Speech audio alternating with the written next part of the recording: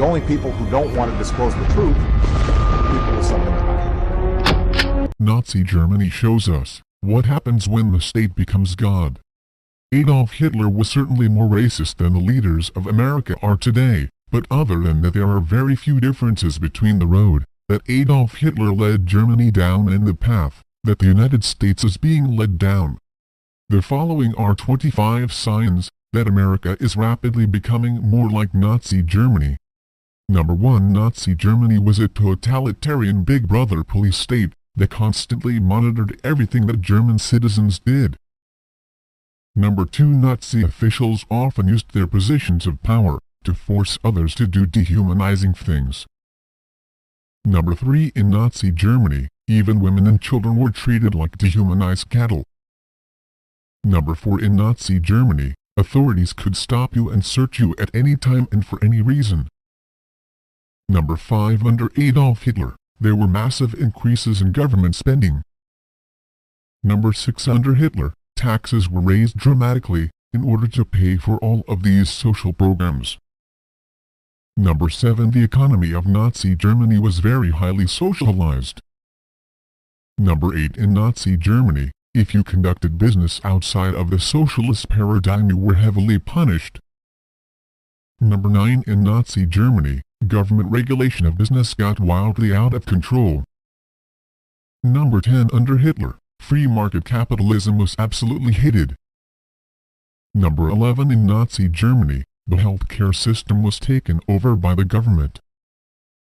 Number 12. Under Adolf Hitler, abortion was made safe and legal in Germany. Number 13. In Nazi Germany, killing the defective, the weak and the disabled was considered to be a good thing, because it made the German people stronger. Number 14. In Nazi Germany, education was nationalized and God was kicked out of the schools.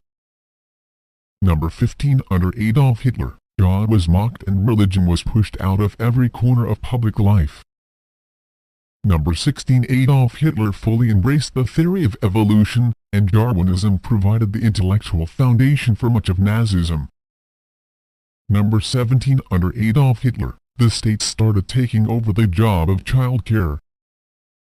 Number 18. In Nazi Germany, it became fashionable to mock Christians and the Christian faith. Number 19. Under Adolf Hitler, sexual promiscuity was actually encouraged. Number 20. Once the Nazis took power, they rapidly implemented gun control legislation and later on they took all of the guns away from the populace. Number 21. Under the Nazis, large numbers of children were taken away from good families. Number 22. Under Adolf Hitler, society became very highly militarized. Number 23. In Nazi Germany, the prisons were absolutely packed. Number 24. Under Adolf Hitler, there was basically no freedom of speech. Number 25. Under Adolf Hitler, paranoia was standard operating procedure.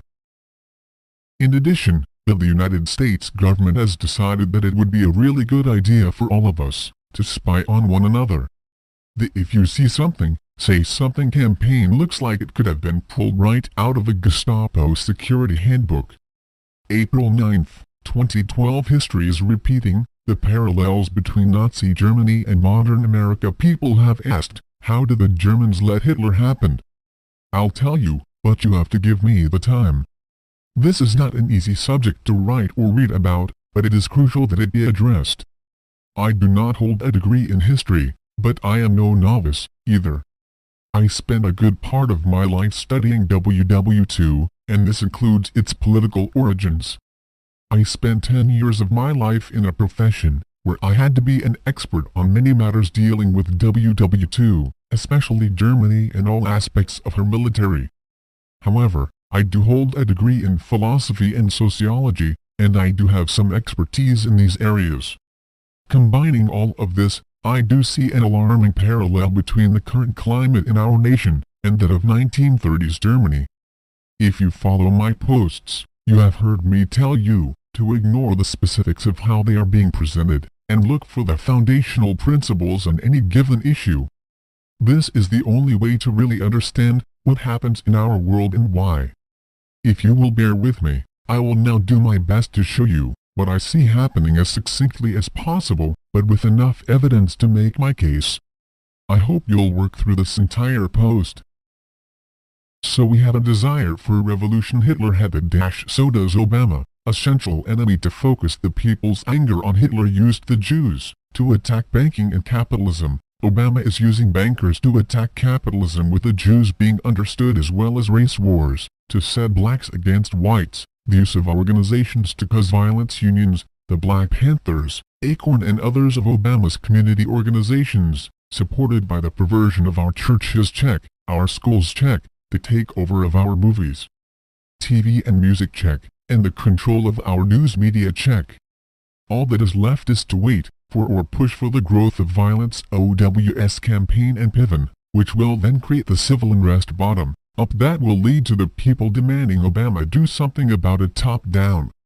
When that happens, we will have a crisis, and with a large enough crisis, not only the people, but our own congressmen will call for Obama to declare a national emergency. Ignore these parallels at the nation's peril. This cycle always leads to mass murder and a loss of individual rights and liberty. Similarities between Adolf Hitler and Barack Hussein Obama. Both Hitler and Obama held rallies in outdoor stadiums to excite and inflame the people's passions. Frequently women would faint or break into tears. Both Hitler and Obama wrote ghost-written autobiographies prior to the start of their run for political office. Hitler wrote Mein Kampf, My Struggle, and Obama wrote Dreams of My Father. Both men then wrote a second book talking about their goals for Germany and America. Hitler wrote A New World Order, and Obama wrote The Audacity of Hope. Both Hitler and Obama originally had last names that were changed later in life. Hitler used to be Schicklgruber, and Obama's last name was Sowitero. Both Hitler and Obama hid their real identities. Hitler had a Jewish ancestry, and Obama a Muslim one. But unlike Hitler, Obama flaunted his Muslim roots in his start as a politician in order to defuse the inevitable firestorm.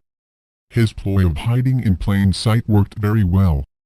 Both Hitler and Obama's supporters followed them blindly, and without question both Hitler and Obama used political power and coercion to conceal and hide their birth certificates from coming to public view.